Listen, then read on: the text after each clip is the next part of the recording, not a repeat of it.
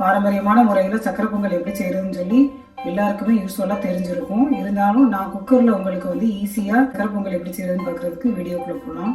நான் 1 டம்ளர் பச்சரிசி, 1/4 டம்ளர் சிறுபருப்பு எடுத்துருக்கேன். இப்போ சிறுபருப்பை வறுத்து எடுத்துக்கலாம். இப்போ சிறுபருப்பு வறுபட்டுச்சு. இப்போ இந்த டைமில் ஸ்டவ் ஆஃப் பண்ணிடலாம். இப்போ பச்சரிசியும் கூட சேர்த்து ஒரு 3-4 தடவை வாஷ் பண்ணி எடுத்துக்கலாம். இப்போ ஸ்டவ் ஆன் பண்ணிக்கலாம். 5 டம்ளர் தண்ணி குக்கரில் சேர்த்துக்கிறேன். இது கூட 1 ஸ்பூன் நெய் சேர்த்துக்கோங்க. குக்கரை மூடி வச்சிடலாம். ஒரு 4 விசில் வச்சு எடுத்துக்கோங்க.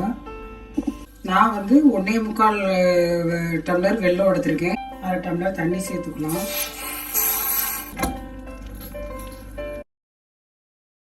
தேங்காய் சேர்த்துக்கலாம், டேஸ்ட்டாக இருக்கும்.